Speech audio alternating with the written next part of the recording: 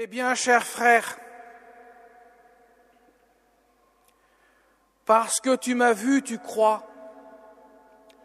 Heureux ceux qui croient sans avoir vu, dit Jésus à Thomas. Il faut comprendre ainsi les choses.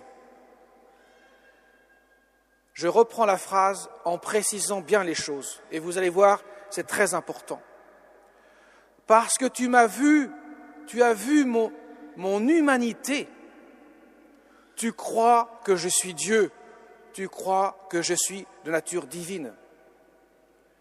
Heureux ceux qui croient en moi, autrement dit en Dieu, sans avoir vu mon humanité. Autrement dit, mes chers amis,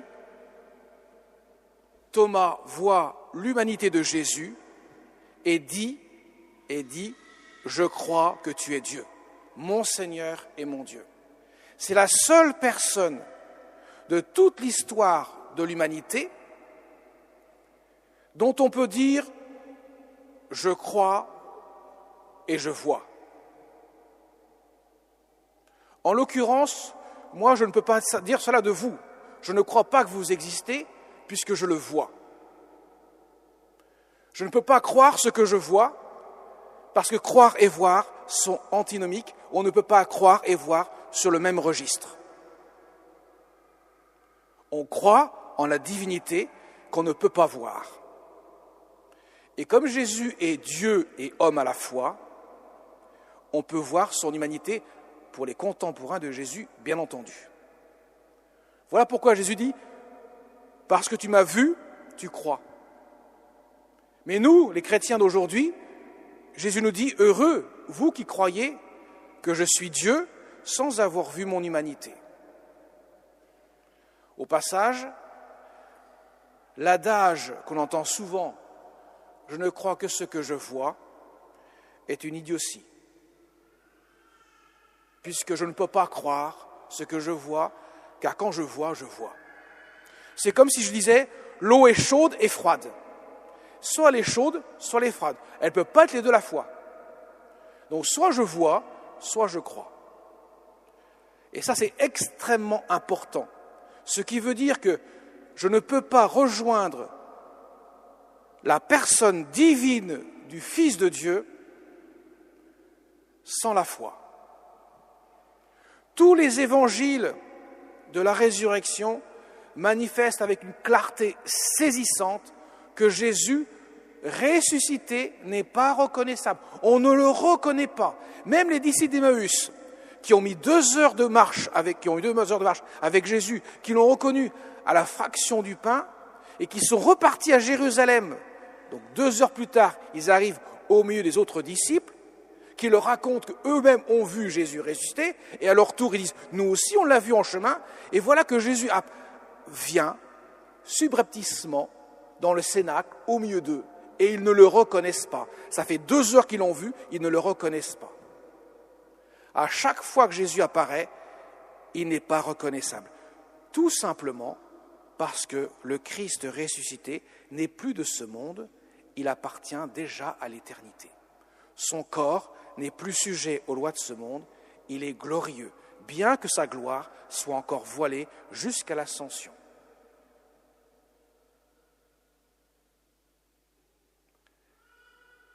Alors mes chers amis, Thomas, revenons-en à Thomas, parce que Jésus nous donne un enseignement précis. Thomas, viens là, avance ton doigt et vois mes mains, et mets ta main dans mon côté. Et c'est à ce moment-là seulement, qu'il dit « Mon Seigneur et mon Dieu ». La vision du cœur de Jésus ouvert, de son côté ouvert, a fait jaillir du cœur de Thomas le cri de la foi « Mon Seigneur et mon Dieu ». Mes chers amis, il y a environ 90 ans, dans les années 30 du XXe siècle, Jésus apparaît à Sainte Faustine et se montre dans son corps ressuscité, avec les plaies de la crucifixion, particulièrement le cœur d'où jaillit des rayons blanc-bleu et des rayons rouges, autrement dit l'eau et le sang. C'est surtout cela que je veux mettre en avant. De ce cœur jaillit l'eau et le sang, la miséricorde divine. Et Jésus dira à Sainte Faustine, tu feras peindre un tableau que vous avez dans la nef, au-dessus de votre tête, et tu feras inscrire dessous, Jésus, j'ai confiance en toi. C'est en venant au pied de Jésus ressuscité, en contemplant la plaie du cœur ouvert, le cœur, l'organe par excellence qui signifie l'amour, d'où jaillit la miséricorde de Dieu, que Jésus touche les âmes. C'est la côte d'Adam, la côte du nouvel Adam, dans le sommeil mystérieux de la mort, d'où a jailli la nouvelle Ève, la Sainte Église, dont nous sommes membres par le baptême. Et nous nourrissons du mystère de l'Eucharistie, le sang de l'Eucharistie, qui donne vie, la grâce à notre vie chrétienne. Voilà pourquoi, mes chers amis, l'évangile de saint Thomas, mon Seigneur et mon Dieu, qui parle de saint Thomas, est tout à fait indiqué pour célébrer la miséricorde divine, comme le pape Saint Jean-Paul II l'a donné à l'Église en 2000 lorsqu'il a canonisé Sainte Faustine. Et Jésus a pris le soin de dire à Sainte Faustine, tu sais, la chose la plus importante, la plus grande et de très loin de ce que Dieu peut faire, qui dépasse les autres choses de très loin, c'est la miséricorde. Le plus grand attribut divin, c'est la miséricorde, c'est faire miséricorde. Il est bien plus grand de sauver sa créature du péché par la miséricorde, autrement dit de la recréer dans son amour miséricordieux, qu'à d'avoir créé le monde. Car le monde a été créé par amour, l'homme pécheur, sauvé par la grâce de Dieu, a été recréé par une surabondance d'amour qui a impliqué que Jésus rende justice au Père en prenant tout sur lui dans sa passion et sa mort, afin de délivrer, de déverser sur le monde le flot de sa miséricorde. Voilà pourquoi Jésus dit « La paix soit avec vous ». Vous étiez en guerre contre Dieu à cause du péché. Maintenant, j'ai rétabli la paix dans cette ville de justice et de paix, Jérusalem. Justice parce que j'ai accompli l'œuvre de justice nécessaire pour vous rétablir dans l'amitié avec Dieu. Et dans la paix parce que je vous en fais entrevoir que la justice va même jusqu'à la miséricorde. Elle ouvre la porte de la miséricorde. Autrement dit, le projet initial de vous introduire dans les demeures de Dieu va pouvoir s'accomplir par le mystère de la rédemption. Voilà, mes chers amis, ce que nous fêtons aujourd'hui.